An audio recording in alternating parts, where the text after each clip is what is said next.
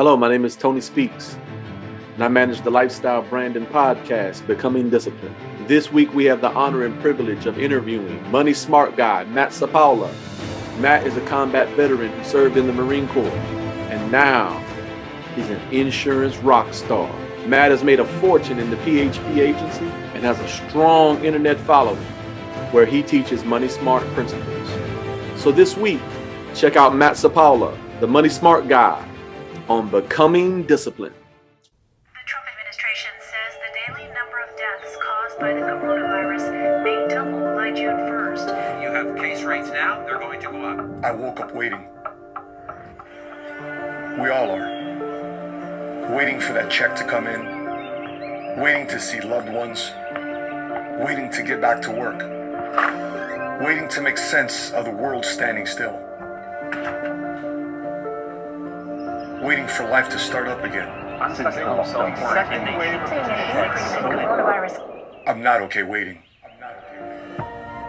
I'm not okay being told what to do. I'm not okay feeling that I'm isolated and powerless. Not in a time where you can do anything, talk to anyone, and still be what you always wanted to be. Not when it's a perfect time to reinvent ourselves. Each day still has 24 hours. Still full of moments that can change everything. When you have nothing, imagine what you could do and who you could be. We have to keep moving forward. We need to tell ourselves that this is a new beginning, that this is a new normal. We need to inspire others to know that they can do it as well. We live in a time where you can work from anywhere, where you can still make the life you always wanted. Do it for your future and the next generations to come.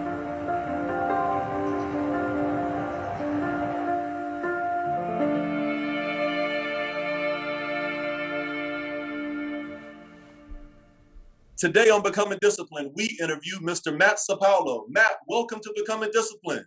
Hey, let's do it. Let's get disciplined, baby. All righty. We are so honored to have you. But Matt, before you educate us and share your testimony, I think it's good for my audience to be aware of your context, the beginning of your story. Matt, where did you grow up? Grew up here in Chicago. Our family immigrated here from Chicago. I was the first generation born in Chicago.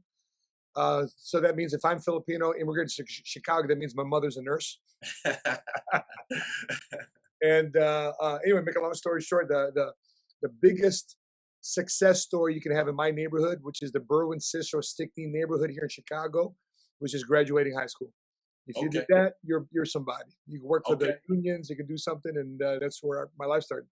Okay, all right. Sounds similar to when I grew up in Fayetteville, North Carolina myself. So now, when did you discover that you were an entrepreneur? Well, like, when did that hit you? Like, oh man, this is what I was made for. If I look back on it, I wasn't realizing it then, but I realized it when I was in the Marine Corps because I'd always want to volunteer for the Marine of the Quarter Board, the non-commissioned officer of the Quarter Board, because hey, gents, we're looking to nominate somebody for these things, and I didn't realize that by putting myself out there because I wanted an extra pay raise, I wanted a promotion, right? Mm-hmm. I just wanted that. I didn't realize that was DNA to becoming an entrepreneur.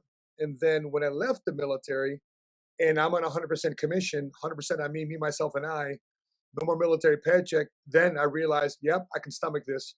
I can do this. It was rough, but that's when you get closer to God, right? I hear you. Yep. Now, as a kid, did you participate in sports? I did. I was football, basketball, the whole thing. And I grew up in the 80s and 90s, so I grew up during the 1985 Chicago Bears. Oh, wow. And the early years of Michael Jordan. So for sure, football and basketball were my thing. I remember that. I remember the Super Bowl Shuffle. That was the first rap I experienced right there. Tony, you're dating yourself. That's right. Now, do you think entrepreneurs, are they made or born? Because I know you train a lot of young people, but everyone doesn't reach the level of Patrick David or Matt Sapaula. Do you think they're made or born? Yeah, I think they're developed. Okay. I think they're developed because I think that there's the natural inherentness of competition, of the strong will survive. I want a better life. I need to be that needs to be cultivated and developed. I think it's naturally we're born with that, but unless it's developed, they're never created. So so they have to be developed. You don't just pop out the womb saying, okay, I'm gonna go business for myself and not and have very large amount of difficulty. I think environment has to do a lot with it. Mentorship has a lot to do with it. So I think they're developed. Now, here's the reason why I'm asking this next question. I'm trying to find out how does a Matt Sapaula or Patrick McDavid, how are they designed? How are they made? That's the question. Now, so when you were a child, who was someone that inspired you with their level of discipline? Probably at that when I was a child, probably my coaches. Even my dad. Even though I have a very funny relationship with my dad, he's present in my life but absent for a lot of things. Okay. But what I do remember of me growing up was he was very disciplined. So matter of fact, one of my first conversations I had because in Marine Corps boot camp, you don't talk to anybody for 2 weeks. I'm sorry, 2 months. And my first conversation when I was on mess duty, and one of the chefs, he said, one of the cooks, not chef, cook. There ain't no military chefs. There's military cooks. You're not chefing nothing in the military. He goes, you want to make a phone call? There's a payphone right there. Go call whoever you want to call. And I remember calling my dad. I said, hey, Dad, listen, man, thank you for shaking me up every Saturday morning to clean the house. Mm. There's military stuff. This is easy. This is easy, man. Now, what kicked your butt more in the Marine Corps? Was it the physical, the emotional, or was it all the regs you had to memorize? What was the biggest butt kicker? Getting along with people. Mm. Because in the Marine Corps, sure, it's teamwork, but not everybody's pulling the same way.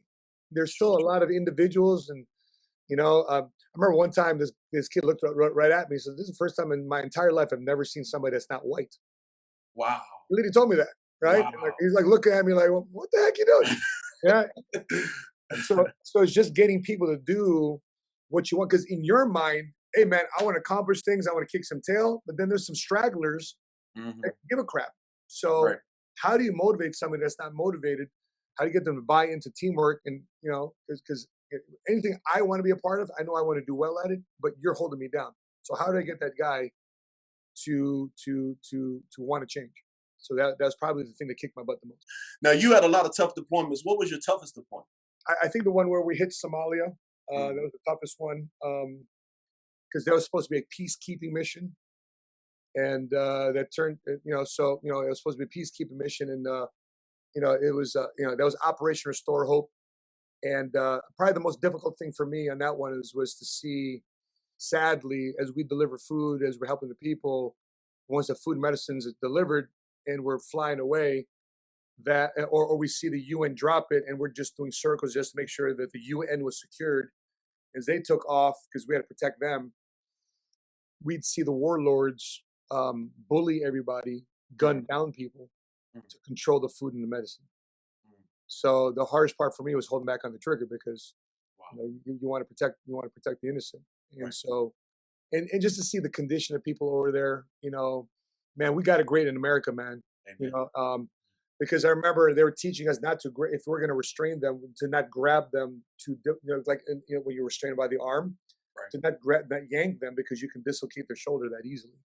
Right. Because they haven't eaten in years and they've been malnutrition probably since the day they were born. And just seeing people in that condition, skinny kids, barely, but their stomachs are all bloated out to here. That's probably hard for. It was very difficult for me to see that type of stuff. But and that was my first. That was my first. Exposure to combat. That was my first. It's supposed to be a peacekeeping mission. Right. My first exposure to combat is my first exposure to seeing bodies maimed and having to put them on the litters and bring them back and put them back in the Navy ship and have the remains be in the refrigerator. That's kind of a weird thing. That's tough. Now, did you ever get a chance to see that movie Black Hawk Down? And if you did, how realistic was it? Yeah. Yeah. So that was after we left. That's when the Army, because when Marines came in, we left it to the Army, and then the Army took it over from there. But for the most part, I thought it was spot on. It just shows how bureaucratic things got. in that I can definitely relate with, and how political and how bureaucratic things get instead of just taking action and just do what we're trained to do. You know, Sure. the common sense things that you're supposed to do are held back because of politics and bureaucrats. Mm. And they want to look at things as dots, but you and I are boots on the ground. Right. You know, we're not a video game, That's right. and maybe, there's that disconnect there, and so so that movie. I can't say the actual operation because I wasn't there, but I really appreciated that movie a lot. Awesome. Awesome.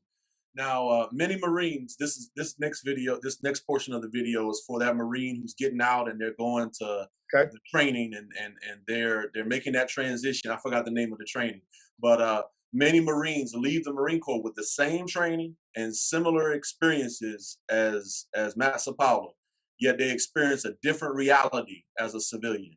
The transition is really tough for some.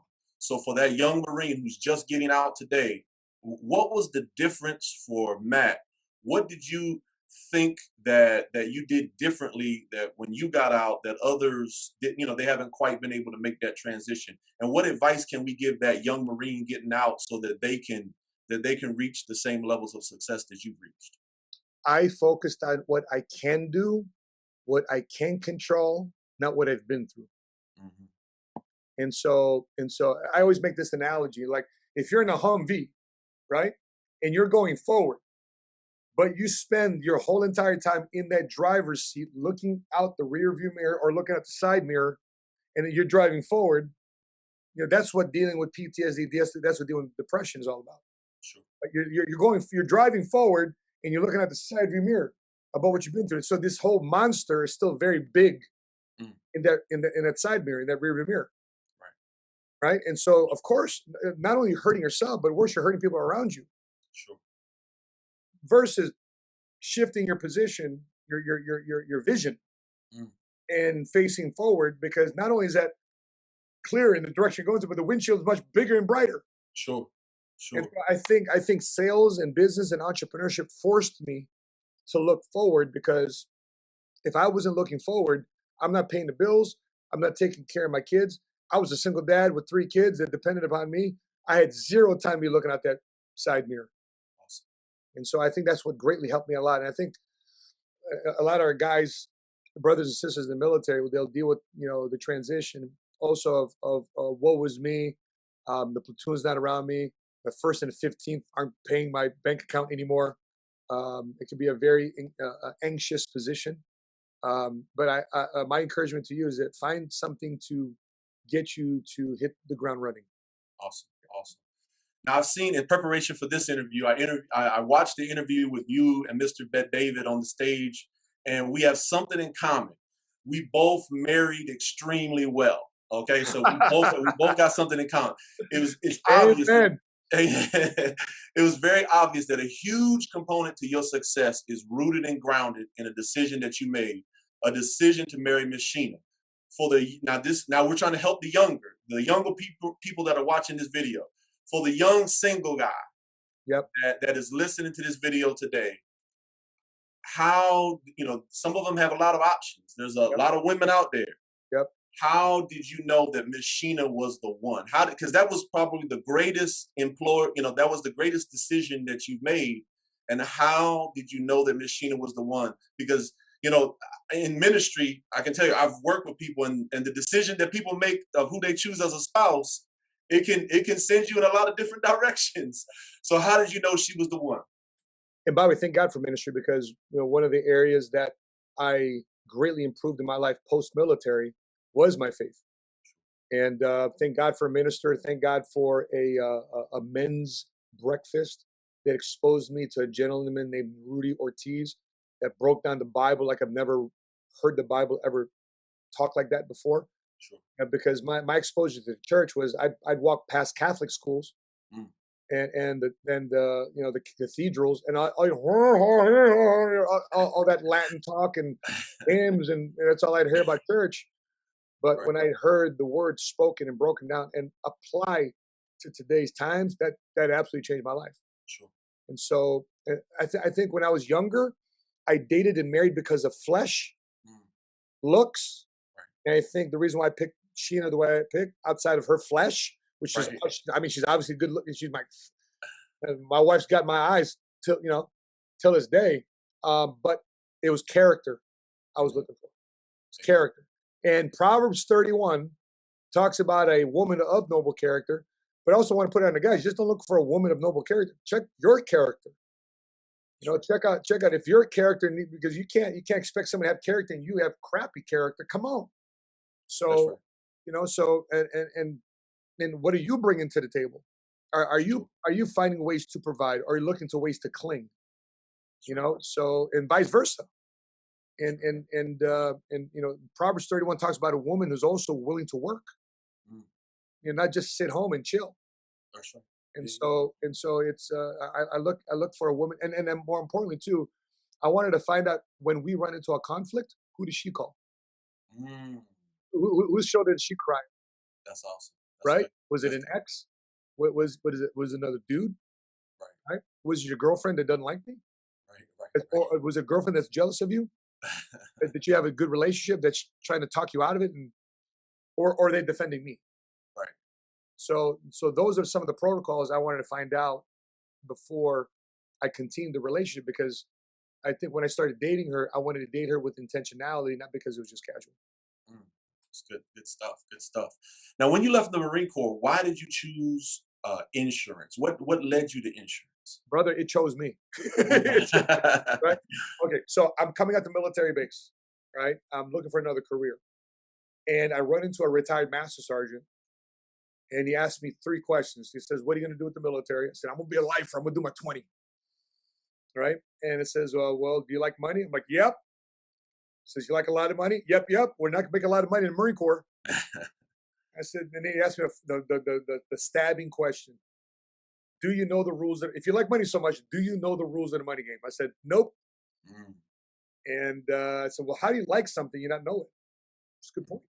And so from there on, he seduced me, and he invited me to his. He came by my house in base housing, showed me what he did. I invested in getting licenses and went to his office in Anaheim, California, and from there on going forward, man, that's all I ever did.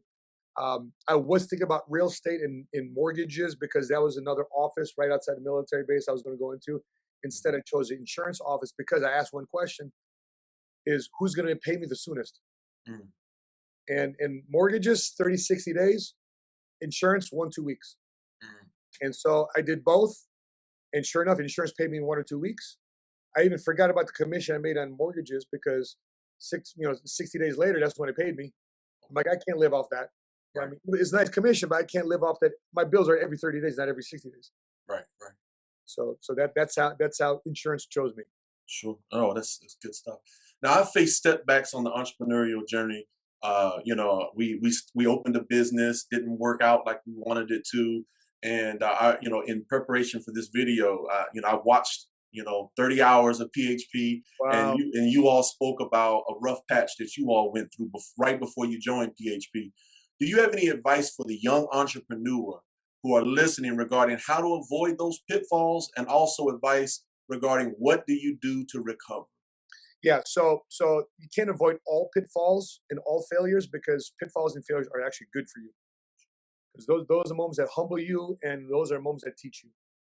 But the big ones to avoid are choosing the wrong. That's like choosing a wife, choosing the wrong person to do business with. Mm. I have a story. I picked the wrong person to do a radio show with here in Chicago. Come to find out, this guy was a hack, Mm. and he hosted a real estate investing show, and he was taking people from listeners. I was doing the financial commentary on the show, but he was the one soliciting people to invest in his real estate deals. Anyway, make a long story short, he never invested in the deals. He kept the money for himself, and everybody in that show got sued, like me.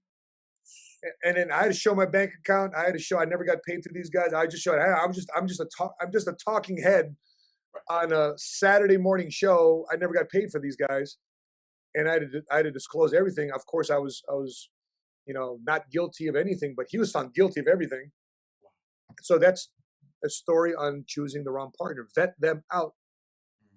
Make sure you're choosing the right person. They're grounded in the same morals and values and principles. And I would also venture to say that even more specific with inside the church. Mm. Because there's a Christian publisher that ripped me off. There's a Christian armor bearer that ripped me off. There's a Christian worship leader that ripped me off. That doesn't mean I stopped my relationship with the Lord. Right? That just meant I didn't be more pragmatic about the relationship I choose here on the earth. On earth, I still love the Lord. I just didn't get along with certain Christian brothers and Christian brothers.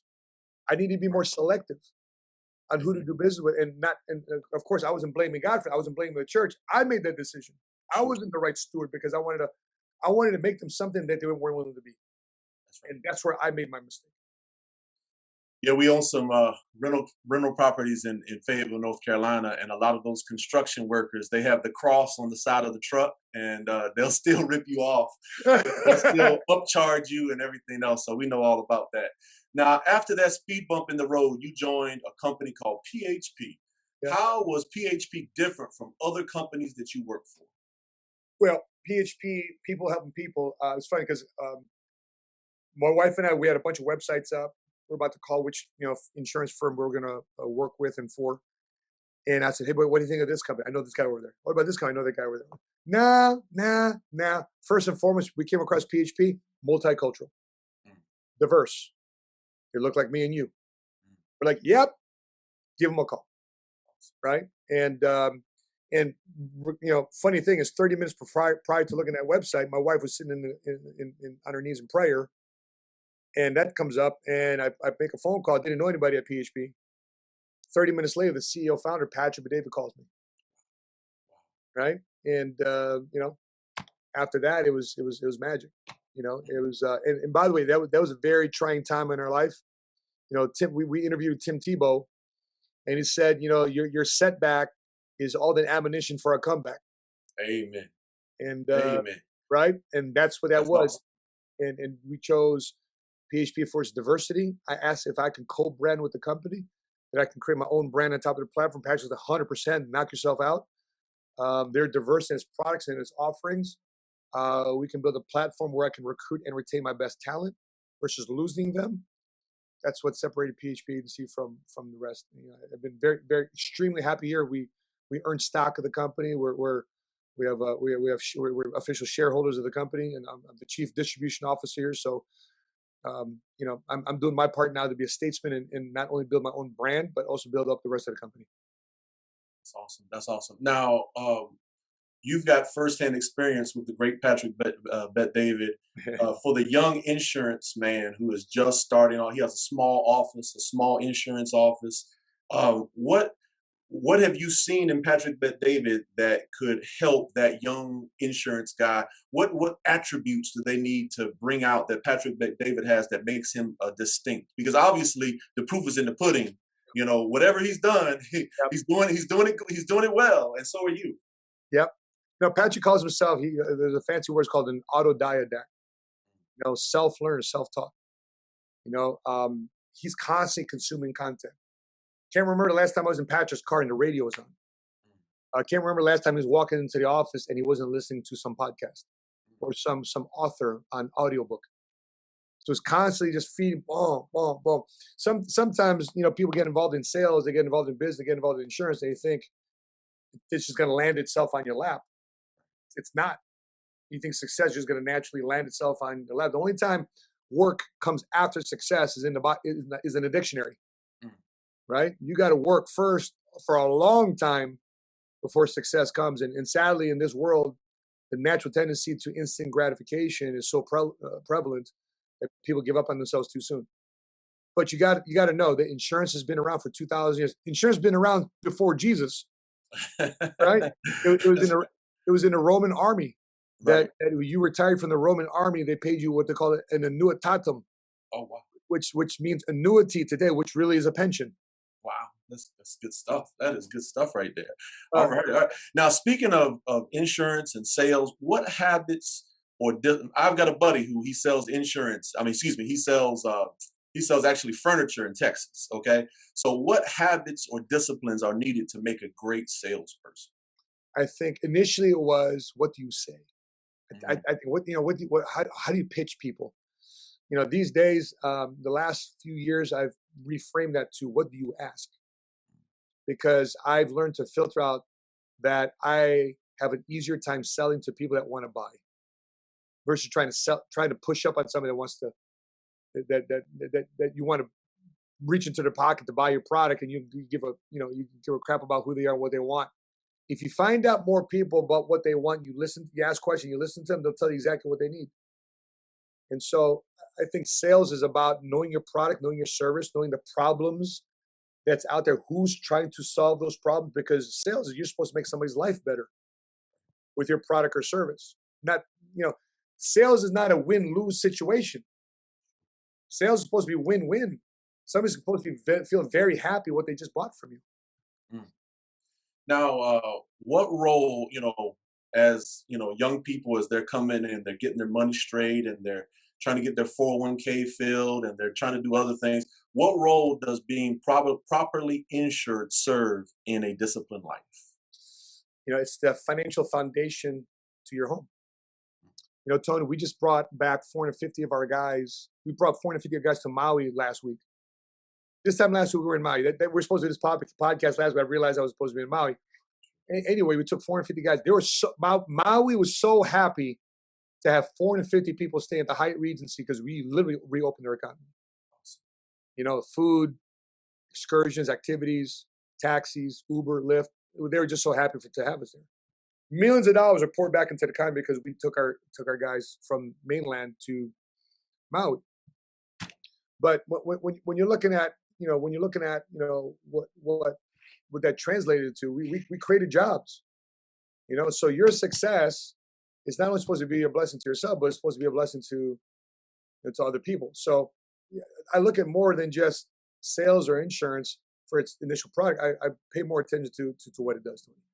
Okay. Now, how does a member of my audience, who they're looking to learn more about money, they're looking for a side hustle, they're looking for something that's a side hustle that turns into a full-time job potentially, how does a member of my audience join PHP? So, it's a matter of you enrolling with the company. There's a one-time $199 enrollment with the company, but that's not what makes you money. What makes you money is once you get licensed. Sure. Right? Because what people get for the $199, they get access to our platform. They get access to our mentoring session. They get access to specifics on how to make phone calls. Somebody looking over their shoulder. Somebody teaching them financial products. Probably the best thing here is that for that $199, you get a financial education about how money works in America, about establishing this financial house. And previous, I forgot to mention this your previous question, but Tony, we brought 450 guys there with us. But sadly, Tony, we came back with 448. Ooh. We lost 2 people over there. They got caught up in the pools there in Maui in the flash flood. Sadly, got one surprised one, because I don't know if you see the flash floods in Maui. It's very calm, very calm. Next thing you know, the river swells up, threw one of our guys off a cliff 200 feet, sadly to his death. Oh, I'm so sorry. I'm so sorry. And then the other one, who just had twins less than a year ago, we still can't find him. So, I'm sorry to hear that. So thankfully, if there's any silver lining to this, because they got exposed to financial education. One was a young single 28-year-old. Well, he had an insurance policy because he was educated that that's your financial house. He's probably put about $500 into his policy. His family's going to receive, multiple 6 figures because he decided to layer the financial building of his financial house with insurance. The other one, he had twins, and sadly, he's no longer. I don't know. We still got to find him. But if he's no longer with us, his twins have financial resources in the millions to pour their way. Again, it's not confirmed at the recording of this podcast. Sure. But if the worst case scenario happens and the Lord already called him home, it's how fickle life is. Right. But that's how important insurance is. And that's what we teach our guys. We don't want our guys to be doing GoFundMe, pass around the virtual hat, whether physical or virtual. We don't want them to pass around the hat. We want them to take advantage. Tony, last year, just the guys that I mentor in the Money Smart Movement organization through PHP, right? There's other teams with inside PHP. I happen to run one of the largest teams. And we paid our guys over $13.5 million last year in commissions. 13, you know what that represents, Tony? Forget the cars and the house and the lifestyle. What that represents is individuals and family members that we've showed how to use entrepreneurship through the vehicle of life insurance to properly protect and help somebody else financially. In so doing, by helping somebody else, they end up helping themselves. And so, and in this case, you see what happens when the worst case scenario happens. You know, last year we had this young man here in Chicago. He's 38 years old. Never thought in a million years at 38 years old he'd have a heart attack. But because he had a heart and he had insurance, because one of our folks here in the hood sold him insurance, and he bought and he kept it. He got an $80,000 check from his life insurance policy without having to die, because it had a living benefit rider attached to it. So if you survive a heart attack, stroke, or cancer, you get 80% of your death benefit right now. And this 38-year-old guy, man, knocked himself out. I get the best healthcare now. I get the best food, all those different things. So that's what the product does. And we're teaching people through PHP what the world of business, entrepreneurship does. We happen to sell life insurance and retirement services, but what our real product is: how do you get from broke to paying your bills, to rising above that and now start making some serious money, to living a independent, purpose-filled type of life. And so that's the evolution. Right. Well, I'll talk to Ali about it later. I'd like to get the names of those families so our church can pray for them as well. So we would definitely want to keep them in our prayers. Well, thank you. Despite your schedule and all that you are going through, like the first time we were going to interview this, I think you had to work till like 10 o'clock at night. Correct. And you have a wild schedule. How do you make time for working out? And if you do work out, do you work out in the mornings or the evenings? By the way, I noticed the weights behind you. That's right. That's our logo.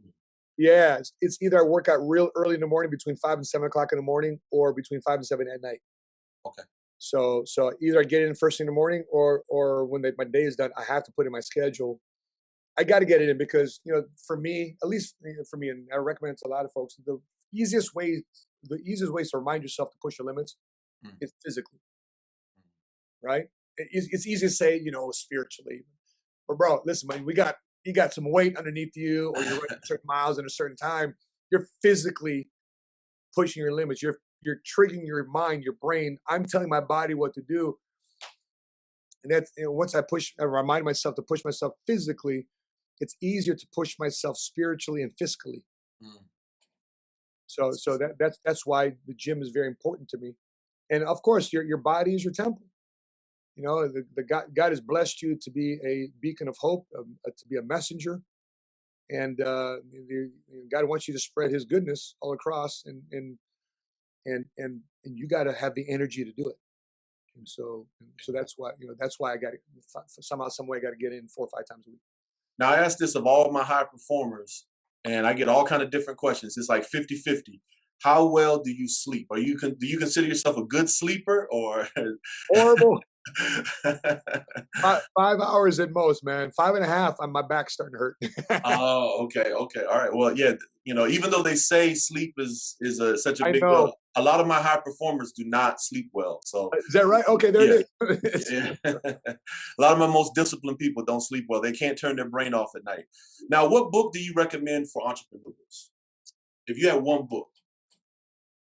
If you want to grow your business, you got to understand how money works in our country. And I've got to say, Rich Dad, Poor Dad. More importantly, the cash flow quadrant, his second book, the cash flow quadrant, right? If you're starting off, and once you read that, you need to read Patrick's book, Your Next 5 Moves, right? Because unless you're clear about what you want, move number 1 is clarity in what you stand for and what you want. If not clear what you stand for and what you want, what sense is it to have move 2, 3, 4, 5? How to win friends and influence people, because business and entrepreneurship is you getting along with other folks. Just like I mentioned earlier about my first difficulty in dealing with people, because not everybody was a team player. Right. Now, at Becoming Disciplined, we examine discipline or organization in the following areas: spirituality, mental discipline, physical, emotional, emotional intelligence, financial discipline, time management, home and data organization. Which of these do you consider your strongest points, and which of these do you think could use some work? Well, everything that needs some work, that's what my wife does. Which is structure, discipline, operations. Because for me, I'm a creative. I'm a creative guy. I want to play loose. The discipline I need is just time, because I can get wrapped in one thing and be 4 hours later. 4 hours later, and babe, you got an hour to do this. Okay, let's get it done. And that's where the discipline kicks in. Just the honoring of my time, right? And honoring my time to do certain things. Obviously, my strength is in the creative process, and in the vision process, and in the staying positive process in the middle of a crisis. Those things. I'm a one-to-many type person. My wife's more of a one-to-one person. So it's amazing where a lot of my weaknesses, thank God, my wife is very good at. And it's not like I was trying to be intentional about that. That's just the way it evolved. And it's funny how I was just naturally attracted to that. I don't know why, but and by the way, that's the same reason why you can't stand each other. Well, we're the same way. I'm the creative and I'm the one in front of the mic. But she's the one who, like, she sat me down here and turned on everything for me and made sure everything's working and make sure I'm on time and everything. So just listening to a little bit of y'all's interviews, I could tell that Miss Sheena she's a lot like my wife. And she's a whole lot like my wife. So, Matt, we can't thank you enough for coming on. You didn't have to do this. We're just getting started, and you invested in us, and that investment, I believe, over time is going to pay off. We hope to return the favor one day. We just truly appreciate you. I wanted to give you the last word. We have an audience, we're a small but growing audience of people who are trying to get better every day, people who are trying to become more disciplined in life. Do you have any closing thoughts for our audience? Yeah. Either you find a way to get disciplined, or a situation will discipline you. And then you got to react to that. But if you embrace being disciplined first, so let me buy into being disciplined in my prayer time, being disciplined in my family time, being disciplined in my finances, being disciplined in my relationships, being disciplined. I mean, Jesus' disciples, the word discipline is in the word disciple. That's right. And so when you embrace discipline, there's freedom in that. When you embrace discipline, there's honor in that. The reason why I see a lot of people fail in life, in business, and in money, because they lack discipline. There's, with your credit card, there's credit limit. That's right. Right? Because if there wasn't a limit, you keep spending. That's right. So even the banks know you got to be disciplined. That's right. And so I think, and by the way, a lot of people don't want to hear this story. A lot of people don't want to hear this. You know why? Because you are the type of person, if you choose to embrace discipline, what will naturally happen is you're going to raise your standards, right? And you continue to be disciplined. And next, you're going to recreate yourself. Boom. You recreate yourself, raise standard. And guess what happens? You start putting pressure on so many people around you that knew you, that knew you at another level, but now that you're up here because you chose to be disciplined, they're going to give you heartache. They're going to try to bring you back down. They're going to try to, you forget what you come. No, it's not where I forget what I come. I chose to level up my life spiritually, financially, entrepreneurially, socially, because I want to be a bigger influencer. Listen, in Proverbs, it says a man or woman that's diligent in their work, disciplined in their work, will sit amongst kings. You're supposed to be an influencer. You're called to be the head and not the tail. And you need to be an influencer on other people, not them influence you. You influence them. And I think that's where America has forgotten that. And America needs a great shot of values and principles all over again, because look what our country is now, because we removed discipline. We removed values and principles. And America just needs a shot at a big reminder. We'll see. And by the way, politically speaking, let's see what happens here in the next couple of years during the midterms. What happens politically, we'll definitely see what happens here in the next 4 years. Either America chooses to discipline itself, or is going to react to being disciplined by outside force. I choose the internal choice of being disciplined first. So for your listeners, if you're listening to this still, God bless you that you decided to want an answer to that. And continue to listen to podcasts like this, because they're also a form of accountability. If it wasn't for my dedication to this podcast, I would join PHP right now. I am impressed by what they are doing. If you are impressed or encouraged as well, I ask you to reach out to PHP. Matt also has great content on all of his socials. If you like what you heard, follow him at Money Smart Guy on Twitter and Instagram, and also subscribe to his 7-Figure Squad YouTube channel. By the way, don't forget to subscribe to our YouTube channel, Becoming Disciplined. We need your support.